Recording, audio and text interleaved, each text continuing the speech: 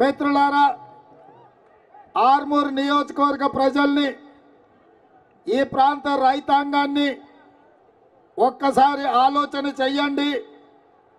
2021లో 21 నాడు ఆర్మూర్ నియోజకవర్గ రైతులు పసుపు బోర్డు కోసం, పండించే పంటల గిట్టుబాటు ధర కోసం ఆనాడు ధర్నా దీక్ష నిర్వహించి కాంగ్రెస్ పార్టీ కార్యనిర్వాహక అధ్యక్షుడుగా నన్ను ఆహ్వానిస్తే నేను 1 గంటకు మీ దగ్గరికి రావాల్సి ఉంటే దారెంబటి మొత్తం గ్రామాలకు గ్రామాలే తరలి వచ్చి ఎక్కడికక్కడ సాదరంగా ఆహ్వానించి స్వాగతం పలుకుతుంటే నేను ఆర్మూరు గడ్డ మీద కాలు పెట్టేటప్పటికి సాయంత్రం 5 అయ్యింది.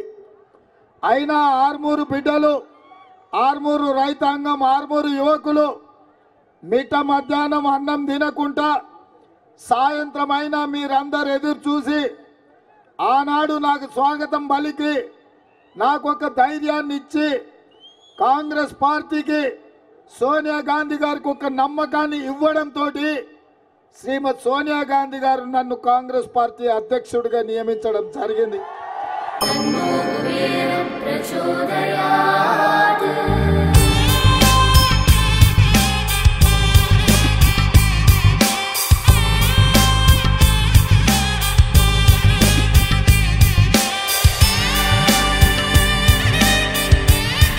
కుబేరలక్ష్మి కటాక్షంతో అందరి ఇంట్లో బంగారం, వజ్రం, వెండి నిండా. లలిత అక్షయ తృతీయ బంగారు నగలకు తరుగులో 1% తగ్గింపు. వజ్రాభరణాలు క్యారెట్కు 5,000 తగ్గింపు.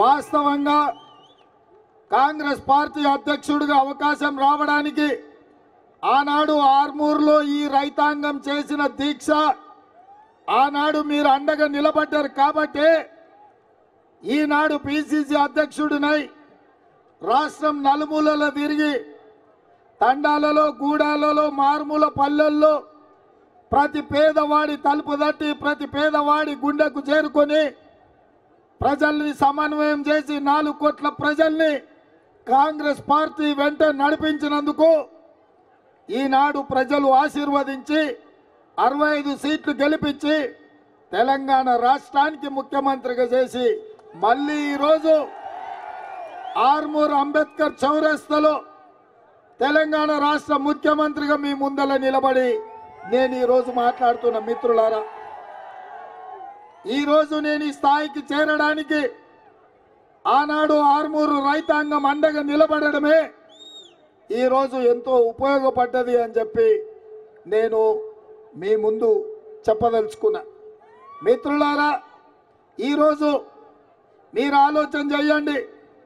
2014లో 100 రోజుల్లో చక్కెర కర్మాగారం తెరుస్తా అని మాట ఇచ్చి చంద్రశేఖరరావు కుమార్తె కల్వకుంట్ల కవిత ఎన్నికల బరిలో దిగింది.